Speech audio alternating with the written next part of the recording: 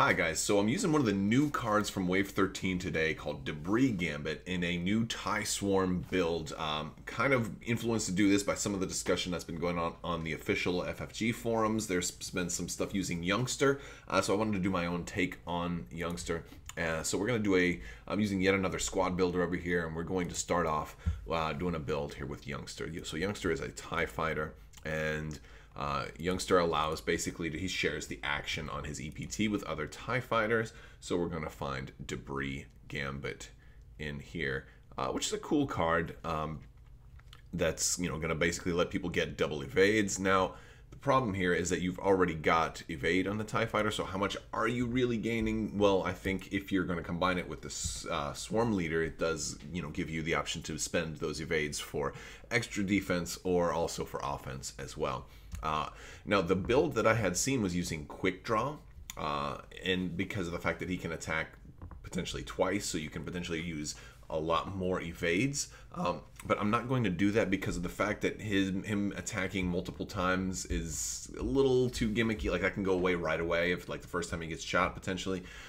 Also, if you're shooting out the rear, then it requires you to maybe send your ties in all different directions, and I think it would end up being like a little too expensive for a ship that gets a little too little out of it, and I'd rather have somebody that's more maneuverable that can line up the shots.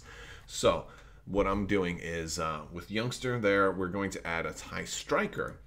Now again, this is potentially a ship that can get killed a little bit quickly, but we're going to go with a TIE Striker, and we're going to go with Pure Sabacc. Now the idea here is Pure Sabacc is going to roll a little bit more dice, because when he has one or fewer damage cards, you get to roll an additional attack dice. So you're going to be looking at 4 dice, potentially 5, 6 dice. Shouldn't be that hard to get 6 dice, since you're going to have a lot of TIE Academy pilots flying around. So we are going to give Pure Sabacc the Swarm Leader upgrade.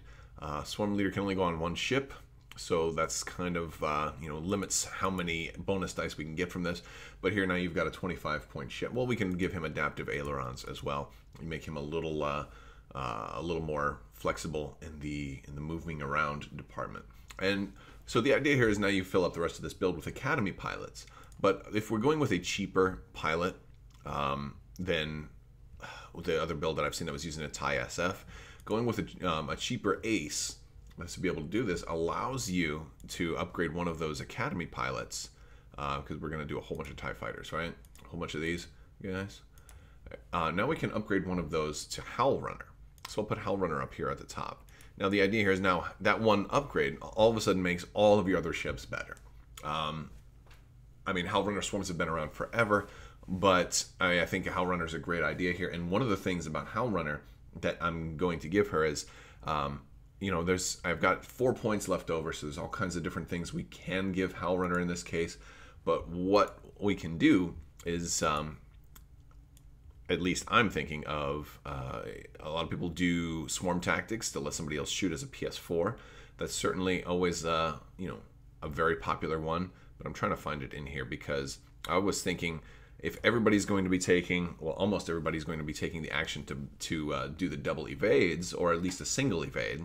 And that's another thing about this, is if you've only got, if you not end up not being near the obstacles, you can just use the single evade, and still you're not really missing out on the chance, oh, I did a double shot with my TIE SF, but I didn't have any extra evades for it.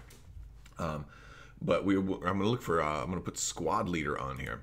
And now what Squad Leader will allow you to do, since everybody has to have the target in their arc, Howl Runner now with Squad Leader can allow one of your TIE fighters to barrel roll, get in position, especially somebody who's already done the evade. Or most importantly, it can allow Pure Sabacc to barrel roll and get in position, or out of an enemy firing arc if need be. And this is probably the more important thing to give, to give this guy the ability to capitalize on those dice. See, Pure Sabacc is going to have he's going to want to focus, especially if you're going to have all those dice. You definitely want to also have the focus, but you may also need to barrel roll. And of course, if Howl Runner doesn't have to give anybody the action, then no problem. Then she can just take an evade herself or barrel roll herself to make sure she's at range, the appropriate range. And if you're flying everybody mostly together, you probably won't have very many problems here. And also, Pure Sabacc doesn't have target lock, but you won't necessarily need well, it'd be great, but it's mitigated by the fact that you've got Howl Runners rerolls built in. So that is the list. Now there are 2 points to spare here, so you know, it gives you a pretty good initiative bid if you need that, because you're really looking at pilot skill 8 is your highest pilot skill, and that's about all we can really do there. So there's a little bit of room that you can, I mean, we could give maybe Pure Sabacc the targeting computer. That's actually, that's not a terrible idea if we wanted to put in more, but I think I would rather rely on Howl Runners rerolls and then just have Pure Sabacc be comfortable with that single reroll and have a 2-point initiative bid. Obviously against PS9s we're going to be hurting, but that's why you have a lot of ships, so you can kind of spread them out a little bit and have a really big field of fire, and hopefully between all those attacks you're going to get, you know, you're going to whittle them down. And a lot of the PS9s nowadays are running, you know, aren't running agility 3 ships. Of course that is probably going to change eventually, you know, especially in the future, but right now, I mean, there's so many, you know, with the NIMS and all these you know, 1 agility or less than 1 agility ships that have been going around. You know, TIE fighters might come back, you know, TIE swarms might be, you know, coming back like the old days, like they used to be. So this is the build. I'll put a link to this in the description below. There's also another round of the giveaway. There's a holiday giveaway right now for a $20 gift card to Cool Stuff.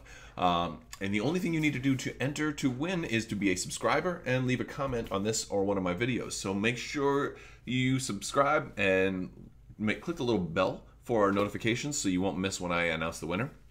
But yeah, $20 gift card you can use for an expansion of your choice.